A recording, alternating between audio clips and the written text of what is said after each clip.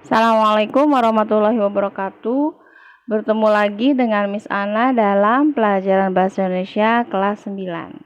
Bagaimana kabarnya anak-anak hari ini? Insyaallah kalian dalam keadaan sehat walafiat ya. Oke, sebelum kita mulai pelajaran kita kali ini, kita baca basmalah terlebih dahulu. Bismillahirrahmanirrahim.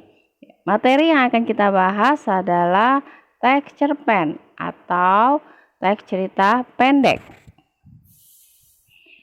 Teks cerpen adalah karya fiksi yang bersifat terkaan, naratif atau penceritaan yang serba ringkas.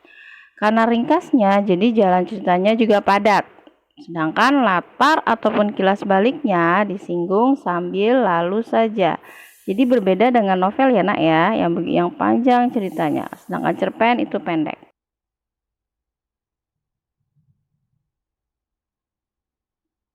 Oke, setelah kalian mengetahui apa itu teks cerpen, kalian akan mempelajari ciri-ciri dari teks cerpen.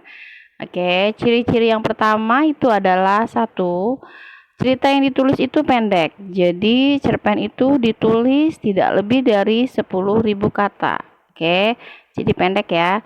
Kemudian yang kedua, ide cerpen dapat bersumber dari pengalaman diri sendiri atau orang lain. Jadi biasanya cerita cerpen itu bisa bercerita tentang pengalaman diri sendiri atau orang lain.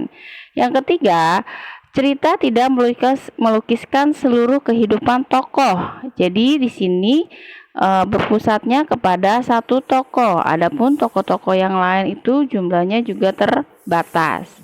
Selanjutnya, cerpen juga dalam ceritanya berpusat pada satu kejadian. Dalam hal ini, karena berpusat pada satu kejadian, menggunakan hanya satu alur. Apakah itu alur maju atau alur mundur ya. Jadi sini alurnya alur tunggal. Selanjutnya, karena memiliki alur tunggal, settingnya juga setting atau latar memiliki tunggal juga. Jadi hanya satu. Nah, dari semuanya itu yang cerpen itu meninggalkan kesan yang mendalam bagi pembaca. Jadi pembaca bisa merasakan makna dari cerpen tersebut. Oke, setelah kalian belajar tentang ciri-ciri dari cerpen, kalian akan pelajari unsur pembangun cerpen. Jadi, apa saja sih yang dapat membangun sebuah cerpen? Yang pertama itu adalah tema. Tema adalah pokok penceritaan atau gagasan, ide atau pikiran utama dalam suatu karya sastra. Jadi, tema ini dia menjadi pokok dari sebuah cerita ya. Nah, tema ini berkaitan biasanya dengan makna kehidupan. Banyak berbagai macam tema, misalnya tentang keadilan, kehidupan keadilan, kemudian kehidupan seorang ibu dan anak, seperti itu ya. Selanjutnya adalah unsur selanjutnya adalah tokoh. Tokoh adalah orang-orang yang ditampilkan dalam suatu karya naratif. Jadi di sini tokoh adalah orang yang berperan dalam cerita tersebut.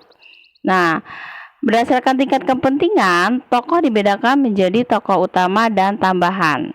Sedangkan menurut fungsi penampilannya, tokoh dibedakan menjadi tokoh protagonis atau tokoh yang baik, tokoh antagonis yang tidak baik, dan tokoh tritagonis, gabungan dari keduanya.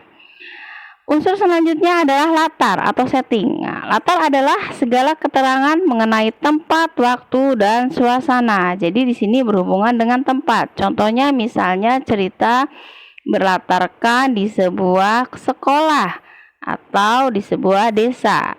Nah, sedangkan waktu berhubungan dengan waktu, bisa pagi hari, siang, sore, ataupun malam. Selanjutnya yang latar suasana adalah berhubungan dengan suasana. Bisa suasana bahagia, senang, ataupun sedih. Unsur pembangun cerpen selanjutnya adalah alur atau plot. Alur atau plot adalah peristiwa yang jalin menjalin berdasarkan urutan atau hubungan tertentu. Jadi di sini jenis alur ada 3, yaitu alur maju atau yang disebut progresif, alur mundur atau yang disebut regresif, dan alur campuran. Ya, oke. Selanjutnya, jadi dengan kata lain, alur itu adalah jalan cerita. Selanjutnya adalah sudut pandang atau point of view. Apa itu sudut pandang? Sudut pandang adalah cara pengarang menampilkan cerita.